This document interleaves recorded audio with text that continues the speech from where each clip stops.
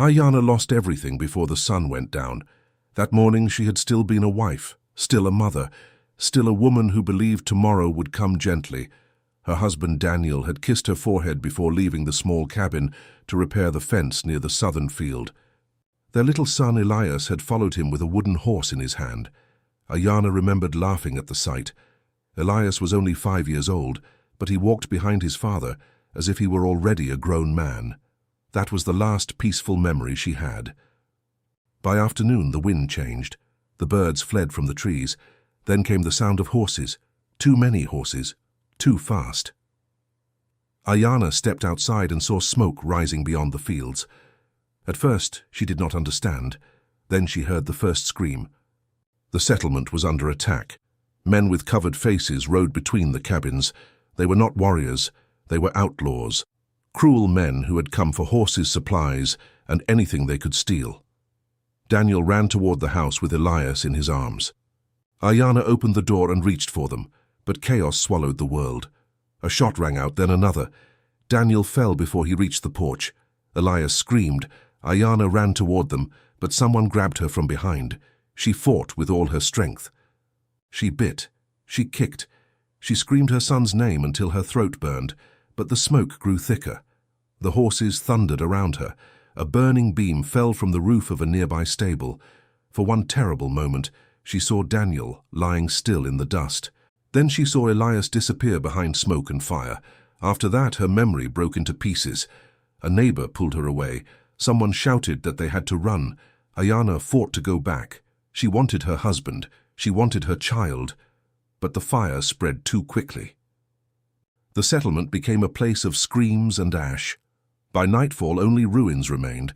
Ayana survived, but she did not feel alive. The next morning, the survivors searched through the burned cabins. Some found family members.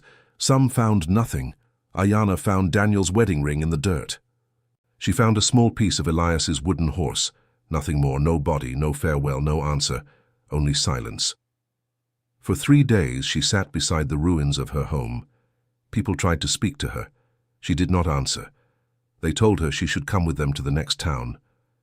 She did not move. They told her she could not stay alone. She did not care. On the 4th night she rose without a word and walked into the wilderness. She carried no food, no water, only Daniel's ring and the broken piece of her son's toy. She did not know where she was going. Maybe she was looking for Elias. Maybe she was looking for death. The desert did not ask questions. It only opened before her, wide, empty, endless. Ayana walked under the burning sun until her lips cracked. She walked through thorn bushes until her dress tore. She walked until her feet bled. At sunset, she reached a dry riverbed and fell to her knees. She tried to pray. No words came, only one name. Elias. Her voice faded into the wind. She pressed the broken wooden horse against her heart and closed her eyes. Far away in the hills, a lone Apache warrior rode through the last light of day. His name was Nokosi. He had not planned to take that path. For years he had avoided the old riverbed because it reminded him of the night he lost his own family. His mother, his father, his little sister, all gone in one act of cruelty. Since then he had lived alone. He trusted the mountains more than people. He trusted silence more than promises. But that evening, his horse stopped suddenly. Nokosi looked ahead. At first he saw only sand and stone. Then he noticed a shape near the dry riverbed, a woman unconscious, alone. He dismounted and approached carefully. Her face was pale. Her hands were scratched. Her dress was torn and covered with dust. In one hand she held a man's ring. In the other, she held a broken wooden toy. Nokosi understood grief when he saw it. He had seen it in his own reflection for years. He knelt beside her and checked her breathing. She was still alive. Barely. For a moment, he looked toward the darkening sky. Taking her with him would bring trouble. Leaving her would mean death. Nokosi had lost too much to turn away from another broken soul. He lifted her gently into his arms. Ayana did not wake. Only one word escaped her lips. Elias. Nokosi carried her to his horse. Then he rode toward the mountains, where his lonely cabin waited in the shadows. Neither of them knew it yet, but two hearts that had been shattered by loss were about to find a reason to beat again. Ayana woke slowly. At first she thought she had died. The room around her was unfamiliar, a wooden ceiling, a stone fireplace. The smell of burning cedar. For several moments she simply stared upward, confused, exhausted. Then the memories returned. The attack. The fire. Daniel. Elias. The pain struck her like a blade. She sat up suddenly. "Where is my son?" Her voice echoed through the cabin. No answer came. Ayana climbed from the bed and nearly fell. Her body was still weak. The door opened. A tall Apache warrior stepped inside carrying a bucket of water. His dark hair rested across his shoulders. His face was calm but serious. When he saw her standing, he set the bucket down. "You should rest." Ayana backed away. "Who are you? My name is Nkosi. Where am I? My cabin." Fear flashed through her eyes. "Why did you bring me here?" "Because you were dying." The answer was simple. Honest. Ayana stared at him. She wanted to be angry, but she knew he was telling the truth. Slowly she sat back down. The room became silent again. Nkosi handed her a cup of water. "Drink." She hesitated, then accepted it. The cold water soothed her throat. It was the first kindness she had received since the attack. For some reason, that made her want to cry. Nkosi noticed the tears gathering in her eyes, but he asked no questions. He knew grief. He knew some wounds could not be touched. The rest of the day passed quietly. Ayana barely spoke.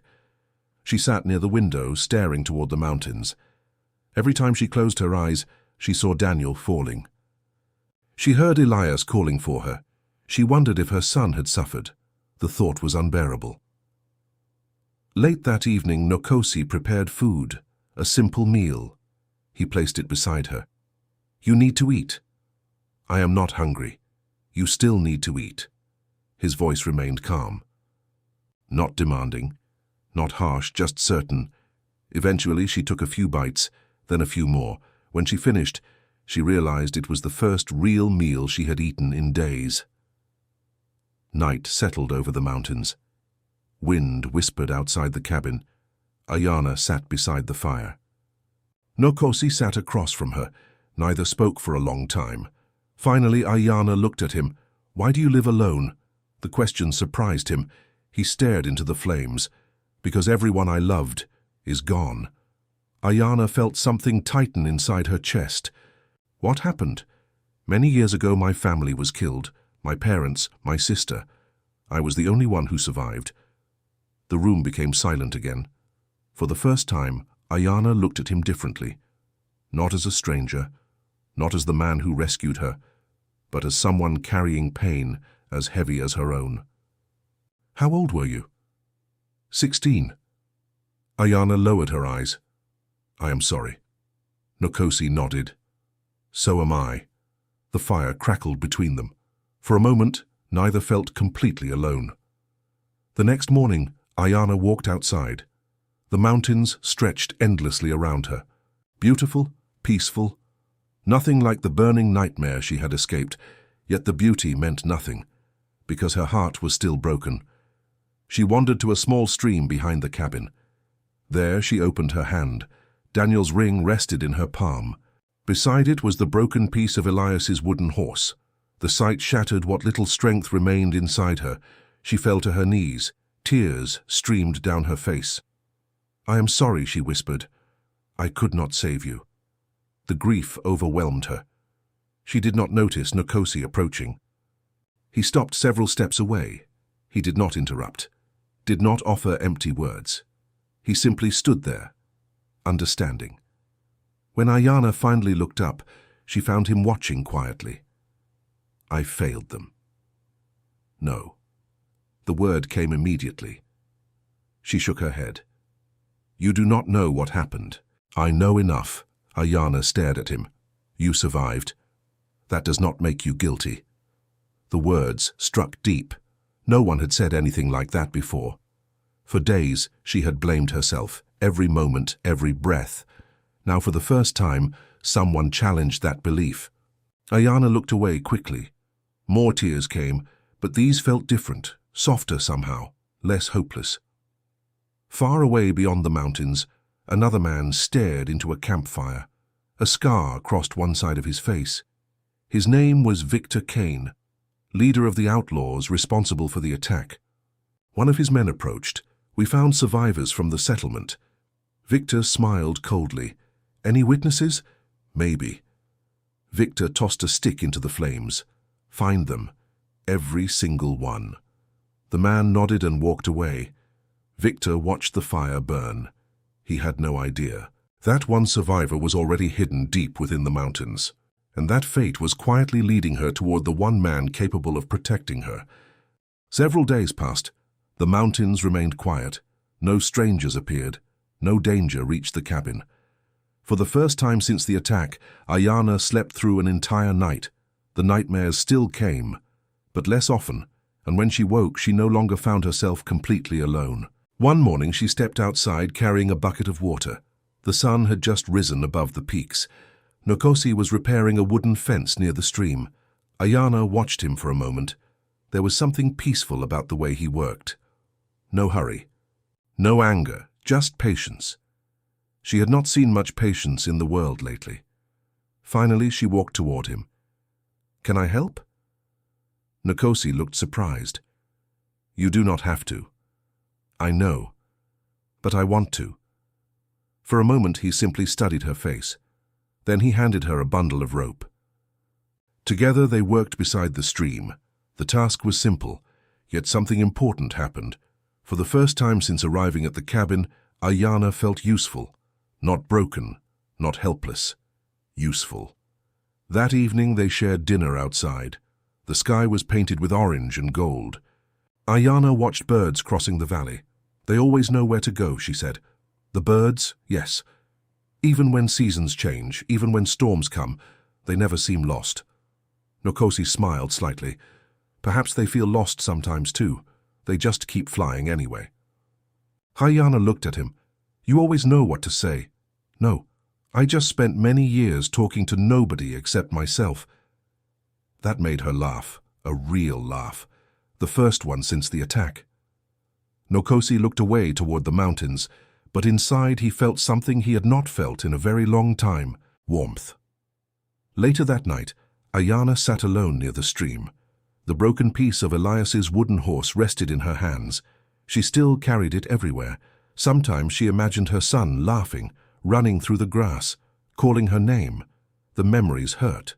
But she was beginning to fear something else, forgetting. The sound of footsteps made her look up. Nkosi approached quietly. "May I sit?" Ayana nodded. For several minutes, neither spoke. Then she held up the wooden toy. "This belonged to my son." Nkosi studied it carefully. He must have loved it. He carried it everywhere. Ayana smiled sadly, even when he slept. The smile disappeared. "I am afraid I will forget his voice someday." The words came out as barely a whisper. Nkosi remained silent for a long moment. Then he said something unexpected. "You will not forget. How can you know? Because I still remember my sister's laugh, and she died many years ago." Ayana turned toward him. "Really, every detail, the way she ran, the way she smiled, the way she annoyed me when we were children." Ayana felt tears gathering in her eyes. Not from sadness this time, from comfort. Perhaps memories were not something that faded. Perhaps they became part of who a person was. Nkosi looked toward the stars. The people we love never leave completely. A part of them stays with us, always. The words settled deep inside her heart. That night, Ayana cried again. But for the first time, her tears were not only about loss, they were also about healing. Far from the mountains, Victor Kane rode into a small frontier town. His men had spent days searching for survivors. Most had disappeared, some had died. But one piece of information finally reached him. A woman matching Ayana's description had been seen heading toward the mountains. Victor entered the town saloon. One of his men followed. "You think she knows something?" Victor nodded. Maybe, maybe not, but I do not leave loose ends behind. The man understood immediately. Victor intended to find her, and if necessary silence her forever. Back in the mountains, Ayana knew nothing about the danger approaching. That night she stood outside the cabin looking at the stars. Nkosi joined her. Neither spoke, neither needed to. The silence between them no longer felt empty. It felt comfortable, safe, and somewhere deep inside, both of them, a small spark had begun to grow. Neither called it love. Not yet. But for the first time in years, neither felt completely alone. Spring slowly arrived in the mountains. The snow disappeared from the lower hills. Wildflowers covered the valleys. The streams flowed stronger each day. For the first time in many months, Ayana began noticing the beauty around her. Before meeting Nkosi, she would have walked past all of it without seeing anything. Grief had made the world grey. Now small pieces of color were returning. One morning she woke before sunrise. The cabin was quiet. Nkosi was already gone. She stepped outside and followed a trail leading toward the river. Soon she found him sitting alone on a large rock, watching the water. For a moment she simply stood there. The rising sun illuminated his face. There was strength in him, but also kindness, a rare combination. Nkosi noticed her and smiled. "You are awake early. So are you." He looked toward the river. "Sometimes I come here when I need to think. About what? Everything, nothing." Ayana sat beside him. The silence that followed felt comfortable, not awkward, not empty. Comfortable. A few months earlier, she could never have imagined sharing silence with anyone, especially not after losing Daniel. The thought brought guilt. Suddenly and unexpectedly, she looked down at the water. Nkosi noticed the change in her expression. "What is it?" Ayana hesitated, then finally spoke. "Sometimes I feel guilty when I smile." Nkosi remained quiet. "I lost my husband, I lost my son, and now there are moments when I laugh, moments when I feel happy. Part of me thinks I should not." Her voice broke, as if being happy means I am forgetting them. Nkosi stared at the river. "When my family died, I felt the same way." Ayana looked at him. "For years, every time I smiled, I felt guilty. Every time I enjoyed life, I thought I was betraying their memory." "What changed?" Nkosi's eyes remained fixed on the water. "One day I realized they would never want me to suffer forever." Ayana felt tears forming. "They loved you. Your husband loved you. Your son loved you. People who love us do not wish for our pain." The words struck deeply, because she knew they were true. Daniel would never want her to spend the rest of her life crying. Neither would Elias. For the first time she allowed herself to believe that healing was not betrayal. It was survival. Later that day they worked together, repairing part of the cabin roof. The work was simple, but laughter appeared more often. Small conversations became longer. Long conversations became easier. Without realizing it, they had become each other's closest friend. That evening they shared dinner outside. The sunset painted the sky red and gold. Ayana watched the colors. "It is beautiful." "Yes." But Nkosi was not looking at the sunset. He was looking at her, Ayana noticed. For several seconds neither looked away. Something had changed, something neither dared name. Not yet. Then the sound of a horse broke the moment. Both immediately turned. A rider was approaching. Fast. Nkosi stood. His hand instinctively moved toward his weapon. The rider reached the cabin and stopped. It was an elderly Apache woman. Her name was Nita, one of the wisest people Nkosi had ever known. She stepped down slowly and smiled. "So this is the woman everyone talks about." Ayana looked confused. "Everyone?" Nita laughed softly. "News travels faster than horses in these mountains." Nkosi shook his head. A rare look of embarrassment crossed his face. The sight made Ayana smile. During dinner, Nita told stories about Nkosi as a boy. Stories he clearly wished remained secret. Ayana laughed more that evening than she had in months. For the first time, the cabin felt less like a hiding place and more like a home. But far away, Victor Kane was getting closer. One of his scouts finally returned with important news. "We found them." Victor slowly stood. "Where in the northern mountains?" The scout nodded. "A man and a woman living near a remote cabin." Victor's cold smile returned. "Prepare the horses." The scout hesitated. "Do you think it is really her?" Victor picked up his rifle. "Soon we will find out." As darkness settled over the mountains, two very different futures moved toward each other.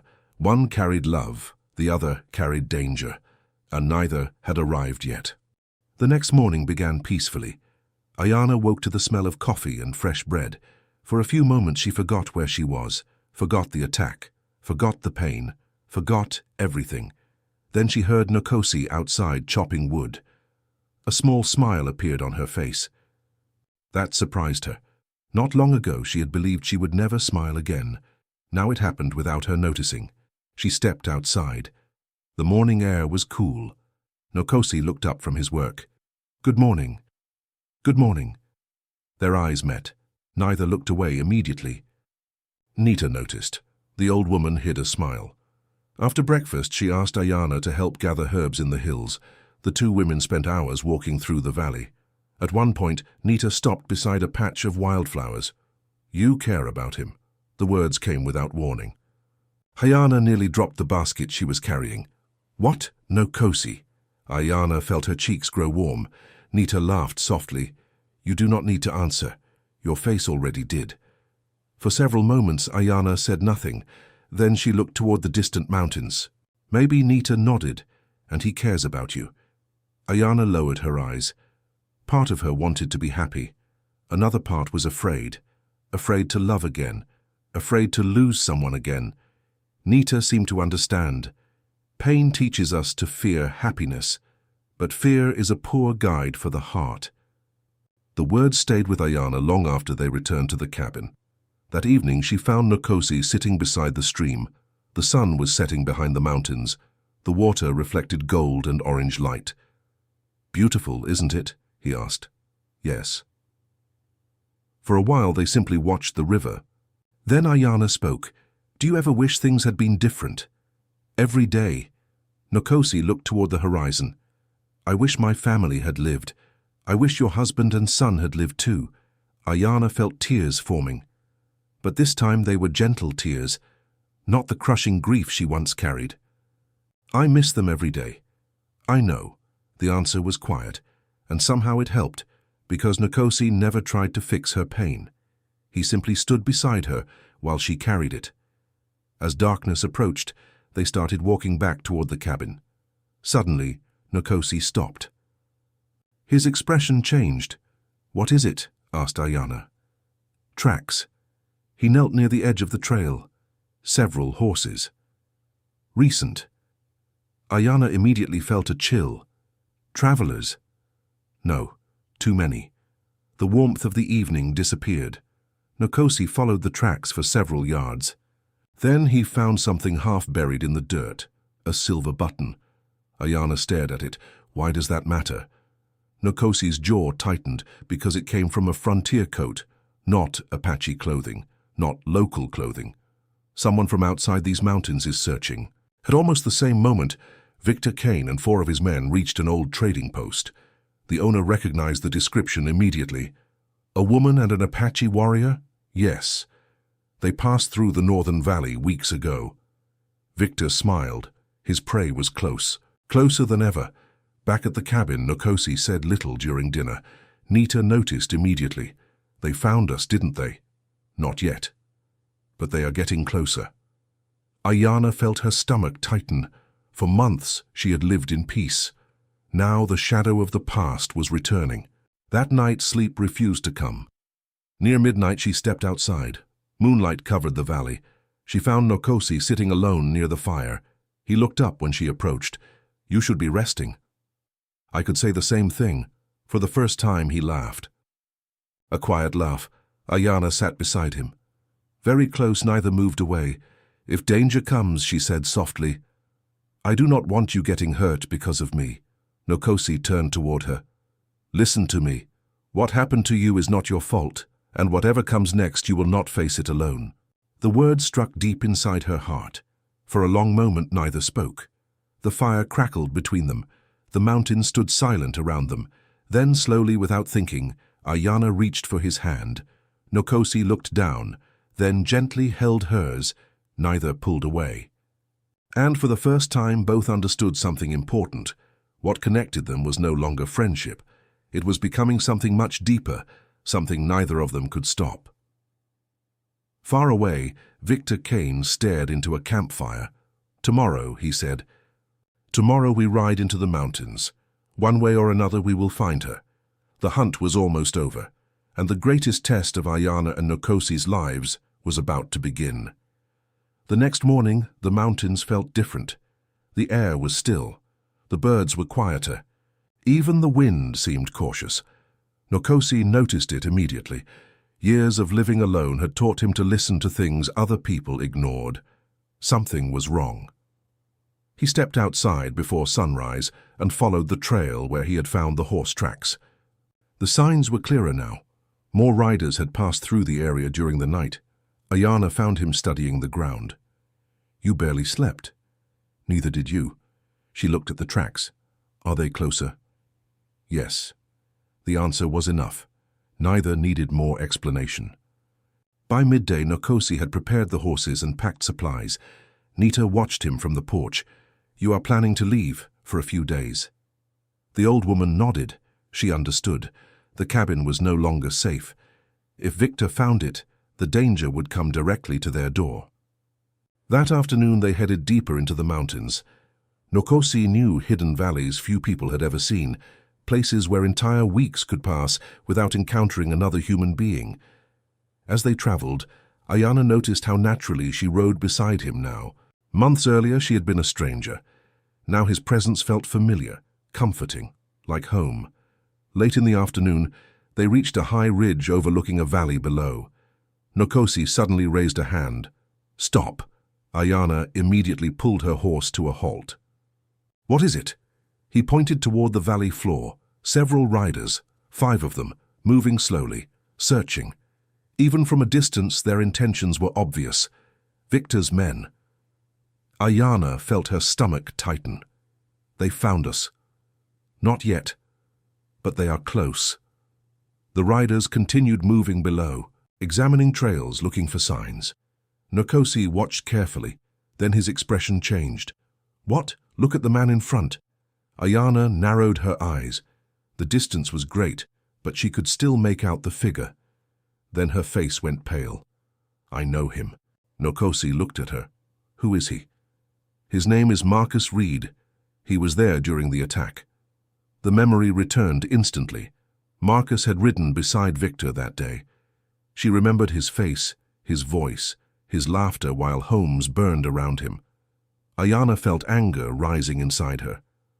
For the first time since the tragedy, she was no longer only grieving, she was furious. Nkosi noticed, "Do not let hatred control you." Ayana looked away. It already controls them. The two remained hidden until the riders disappeared into the forest. Then they continued deeper into the mountains. That evening they reached a narrow valley surrounded by cliffs. A stream flowed through the center. The place felt untouched, beautiful, safe. At least for now, they made camp beside the water. As darkness fell, Ayana sat staring into the flames. Nkosi sat beside her.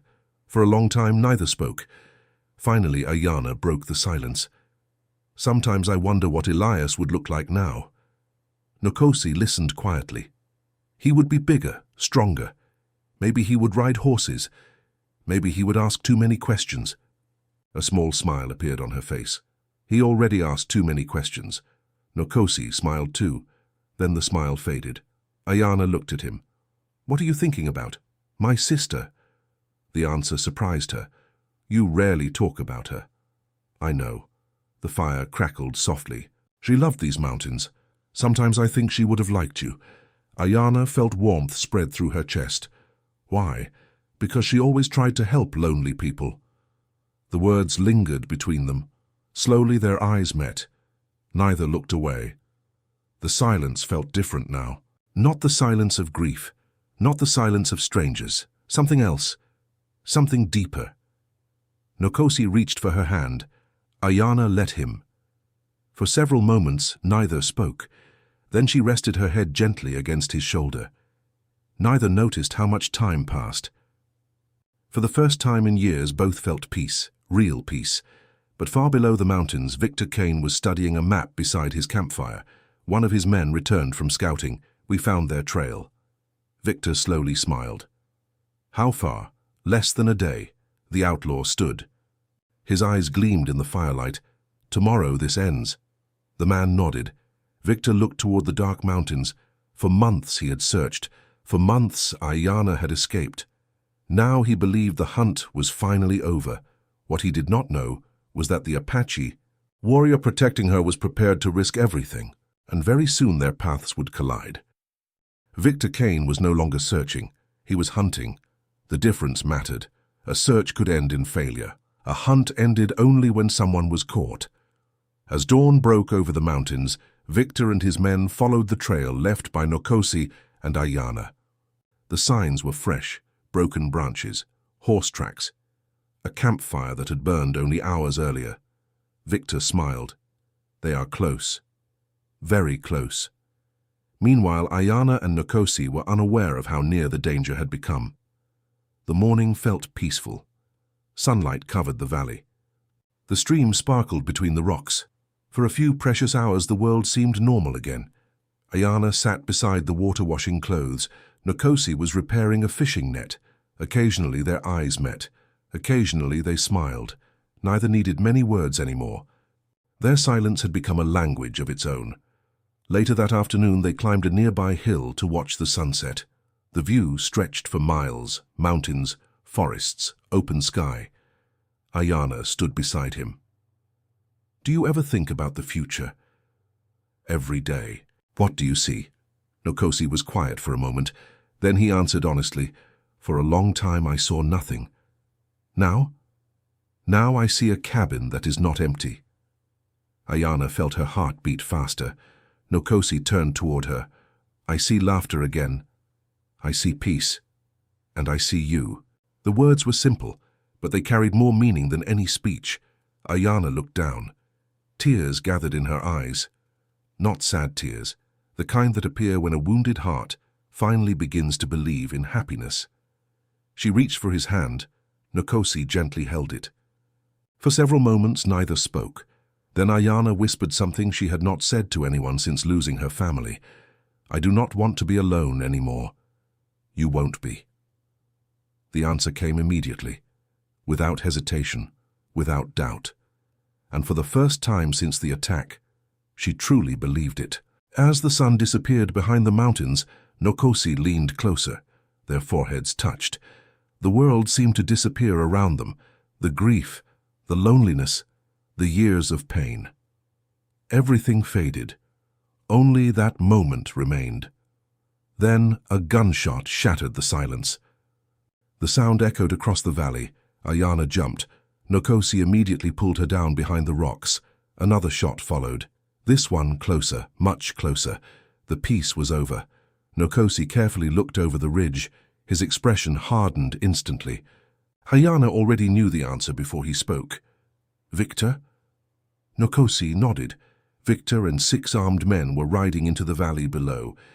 They had finally found them. Ayana's heart pounded. For months she had feared this moment. Now it had arrived. We have to leave. Nkosi shook his head. No, Ayana stared at him. What do you mean? He looked toward the approaching riders. If we run, they will keep chasing us. Tomorrow, next week, next month. It never ends. The truth of those words hit her immediately. Victor would never stop. Not while she remained alive. Nkosi stood slowly. Then what do we do? His eyes remained fixed on the valley. We end it. Below them, Victor dismounted. He studied the hills carefully. A cruel smile appeared on his face.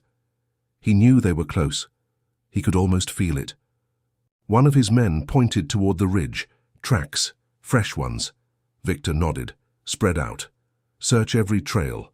Nobody leaves these mountains. As darkness approached, both sides prepared for what was coming. Ayana sat beside the fire that night. Sleep was impossible. Nkosi remained awake, watching the valley. Finally, she walked over to him. "Are you afraid?" He looked at her. "Yes." The honesty surprised her. "Not for myself, for you." Ayana felt tears forming. Then she wrapped her arms around him. For a long moment, neither moved. "Whatever happens tomorrow," she whispered, "thank you for finding me." Nkosi held her gently. "Whatever happens tomorrow, you changed my life." Above them, the stars shone silently. Below them, Victor Kane prepared his men. And somewhere between love and danger, the final chapter of their story was beginning. The sun had not yet risen when Nkosi was already awake. He sat on a rocky ledge overlooking the valley. Below him, small campfires glowed in the darkness. Victor Kane and his men had settled for the night. They were waiting for daylight, waiting to finish the hunt. Ayana approached quietly. She sat beside him. Neither spoke for a while. The silence was heavy, different from the peaceful silences they had shared before. This one carried uncertainty. Eventually, Ayana broke it. "You do not have to do this." Nkosi looked at her. "Yes, I do. Because of me, because it is right." The answer was simple, just like every answer Nkosi gave. Ayana lowered her eyes. For so long she had believed good people no longer existed. Then she met him, and everything changed. As the first light appeared on the horizon, Nkosi stood. Today ends one way or another. Ayana felt fear, but she also felt something stronger. Trust. If anyone could face Victor Kane, it was Nkosi. The morning passed quietly, too quietly. Then the attack came. Victor's men moved through the valley from 3 directions. They believed they had surrounded their prey, but Nkosi knew these mountains far better than they did. He had already chosen where the confrontation would happen, a narrow pass between 2 cliffs, a place where numbers meant very little. Victor rode at the front. His rifle rested across his saddle. When he reached the pass, he smiled. "There you are." Nkosi stood waiting, calm, unmoving. Victor laughed. "One man, that is all that stands between me and what I want." Nkosi's eyes never left him. "You already took enough from people." Victor's smile vanished. Life takes. Strong men survive. Weak men complain. Nkosi shook his head. "No. Cruel men steal." The two stared at one another. Years of pain seemed to fill the space between them. Then Victor raised his hand. His men advanced. The battle began. The narrow pass immediately worked against the outlaws. Only a few could move forward at once. The others were trapped behind them. Nkosi defended the passage with incredible skill. Again and again the attackers were forced backward. Ayana watched from higher ground. Her heart pounded with every moment. She had never seen anyone fight with such determination, not out of hatred, but out of protection. Victor became furious. His men were failing. His plan was falling apart. Then suddenly something happened. One of Victor's men recognized Ayana from the settlement. The outlaw froze. "Wait." Victor turned toward him. "What?" The man hesitated. "I remember that day." Victor's expression changed. The outlaw continued. "The boy, the woman's son. Victor ordered us to separate him from the others." Ayana's blood turned cold. For a moment the world stopped. Victor immediately stepped toward the man. "Be quiet." But it was too late. The memory had surfaced. The outlaw swallowed hard. "The boy was alive when we left." Ayana could barely breathe. "Alive?" The word escaped her lips. Victor's face darkened. The man realized his mistake. "I thought you knew." The valley became silent. Even Nkosi stared at Victor.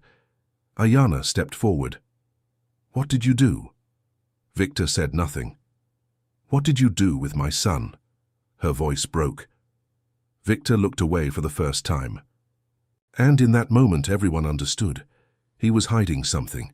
Ayana felt her entire world shift beneath her feet. For months she had believed Elias was dead. Now, for the first time, another possibility appeared. A terrible possibility, and a hopeful one. Victor slowly backed toward his horse. But Nkosi saw it immediately. Victor was trying to escape, trying to run before the truth came out. Nkosi stepped forward. No, this ends today. The final confrontation had arrived, and the answer Ayana had been searching for since the day of the attack was finally within reach. The valley fell silent.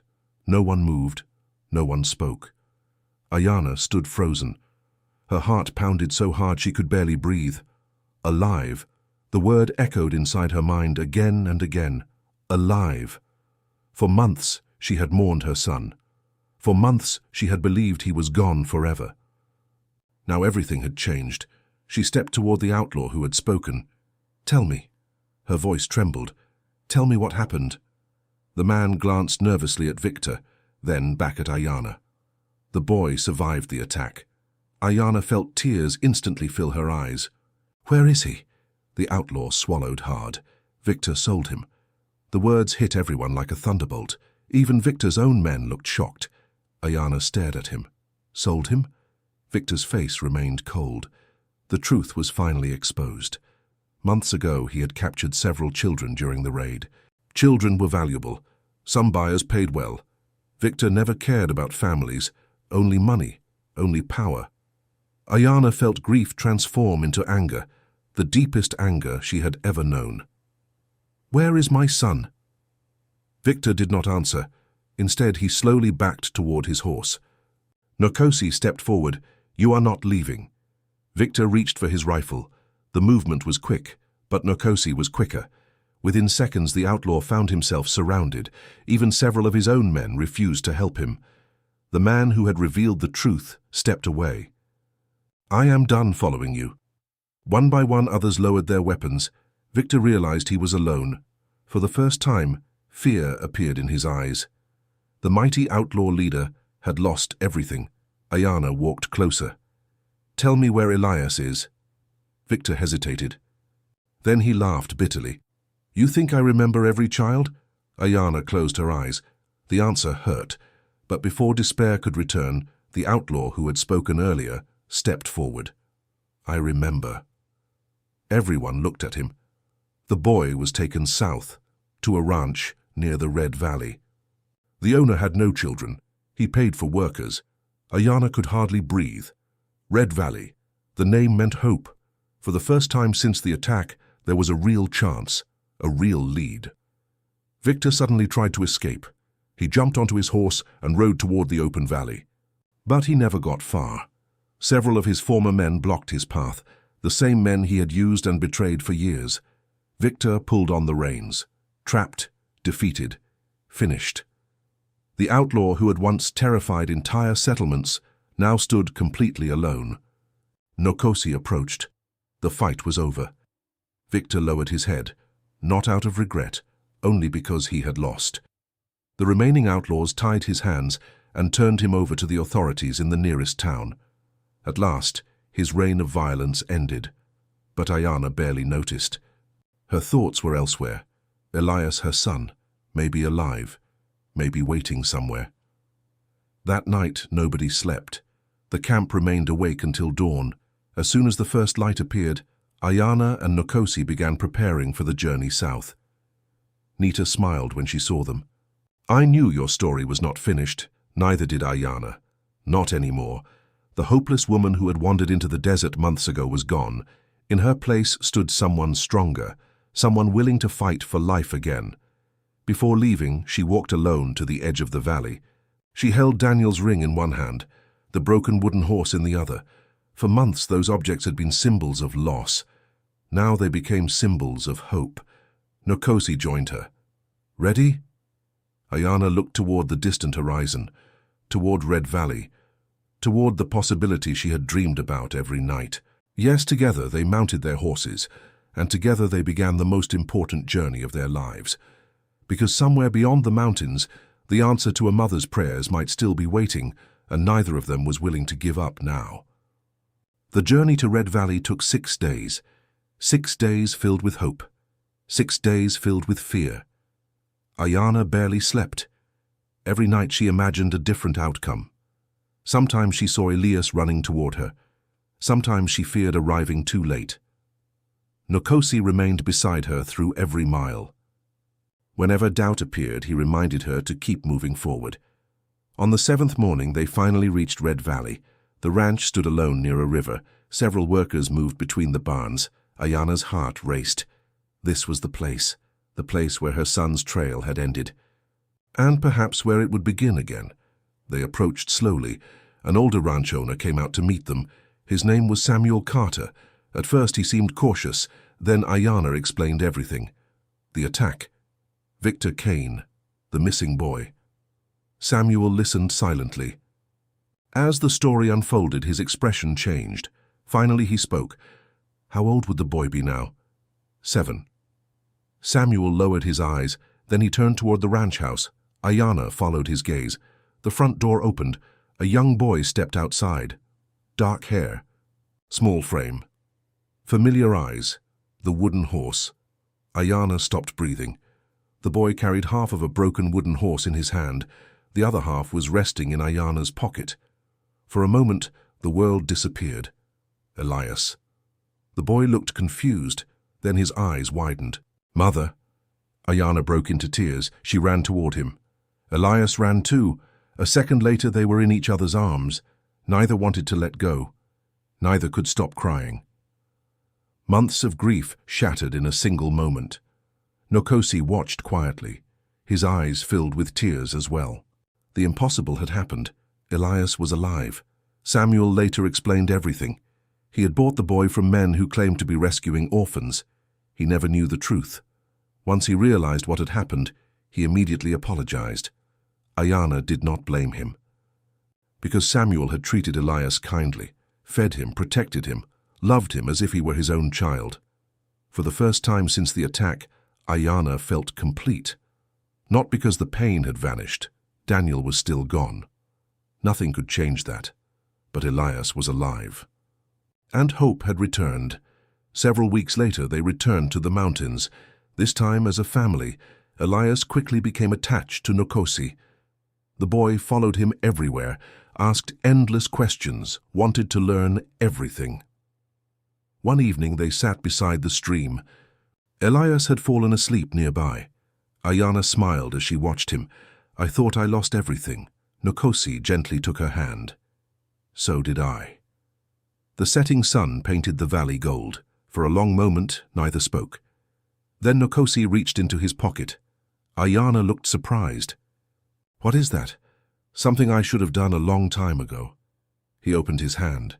Inside was a small silver ring. Ayana's eyes filled with tears. Nkosi smiled. When I found you beside that river, I thought I was saving a stranger. Instead, you saved me. Ayana could not speak. Nkosi took a deep breath. You gave life back to this home. You gave me a family. You gave me hope. Will you marry me? Tears rolled down her cheeks, but this time they were tears of happiness. Yes. Always. Yes. Months later, the entire valley celebrated. Friends gathered. Nita smiled proudly. Samuel traveled from Red Valley with Elias. The mountains echoed with laughter.